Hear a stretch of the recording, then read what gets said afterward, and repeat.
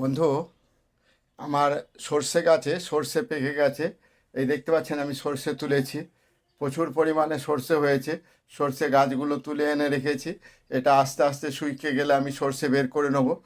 তাই বন্ধু, এটা আমার বাড়িতে অনেক কাজে লেগে যাবে। প্রচুর পরিমাণে সর্ষে আপনারা দেখতে পাচ্ছেন। সর্ষেগুলো কত পরিমাণে সর্ষে, এইগুলো সব কালো সর্ষে।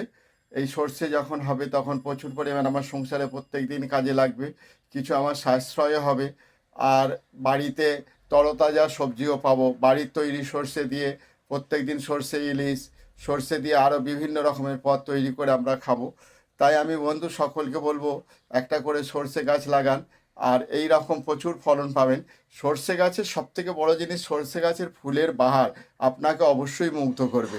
তাই সর্ষে ফুল পেতে, সর্ষে পেতে, আর সর্ষের শাকও খুব সুস্বাদু একটা সবজি।